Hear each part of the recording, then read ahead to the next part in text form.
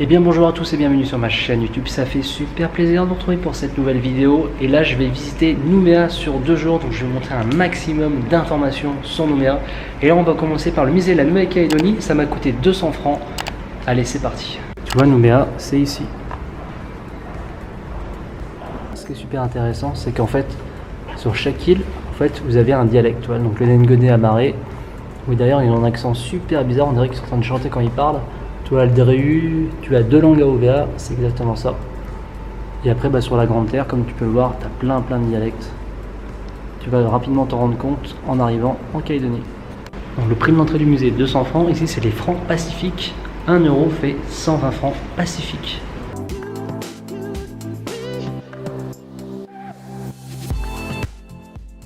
Et les Mélanésiens ou les Kanaks vivent dans les cases.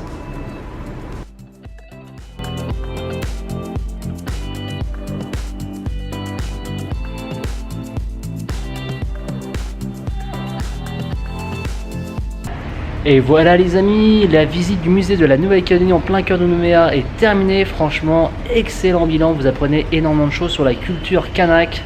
Excellent. Allez, la visite continue en plein cœur de Nouméa.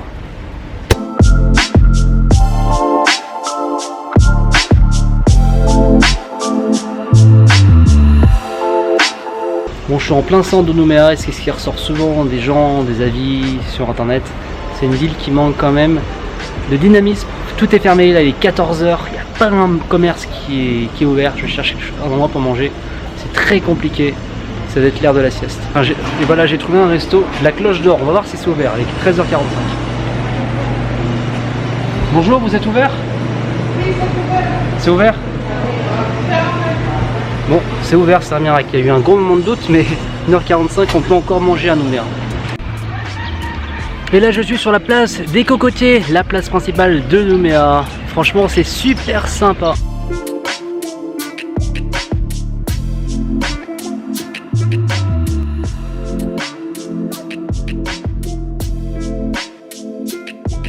Et si vous souhaitez acheter pas cher, je vous conseille le quartier asiatique pour vos souvenirs. Pour acheter aussi des tissus pour faire la coutume, c'est très important si vous allez sur les îles Waigaté pour faire des coutumes auprès des tribus. Et pour manger pas cher aussi. Et là en marchant, je viens de tomber sur une magnifique église, donc on va aller voir ça ensemble. Personnellement, j'aime bien voir les églises, je me sens bien, c'est calme, c'est reposant, tu vois, il fait frais. Allez, je vous emmène tout de suite.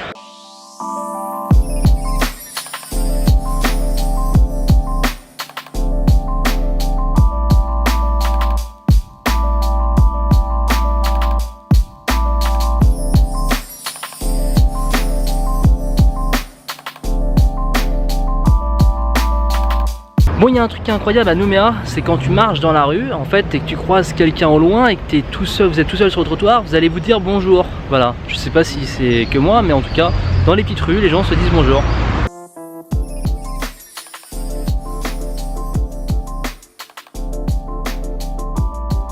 Et voilà, je suis arrivé dans le centre Sandjibaou. En fait, c'est un centre culture kanak, c'est vraiment l'incontournable à Nouméa. L'entrée m'a coûté 1000 francs. Et c'est fermé par contre le lundi, donc vous ne faites pas avoir comme moi. Allez, on va commencer la visite. Donc voilà le plan du parc, vous voyez, il y a beaucoup de matière. Je pense que je vais passer plusieurs heures à visiter ce parc. Dans cette vidéo, j'avais vraiment envie de montrer le meilleur de Nouméa, le centre-ville, bien sûr, le centre Jibaou, qui est un incontournable à Nouméa. Demain, on visitera bien sûr les baies, la baie des Citrons, la baie Landvata, et on ira à l'îlomètre. En tout cas, la visite continue au centre Jibaou. Franchement, ça a l'air exceptionnel.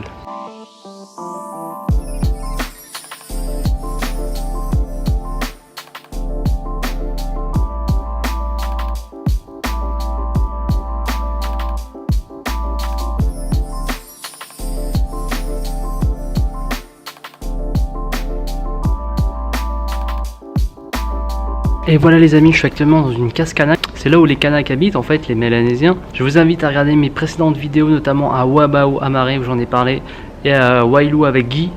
Ce qui est vraiment extraordinaire, en fait, dans les cases Kanaks, vous allez voir, il y a en fait un feu. C'est pour préserver la paille. Sinon, en fait, elle va totalement, avec l'humidité, en fait, elle va perdre en qualité. Voilà, donc en fait, quand vous allez entrer dans une case, ça va sentir le cramer, c'est normal.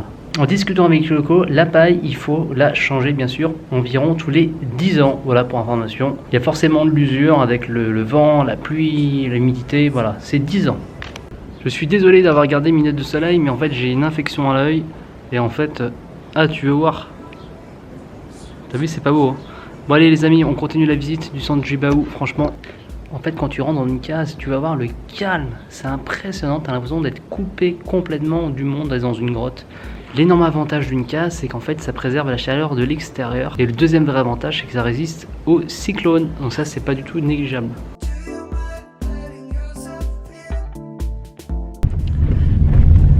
Et voilà, l'épisode est terminé les amis. Le centre de Jibaou est vraiment exceptionnel. Surtout le chemin Kanak, je vous recommande fortement à venir. N'hésitez pas à vous abonner sur YouTube.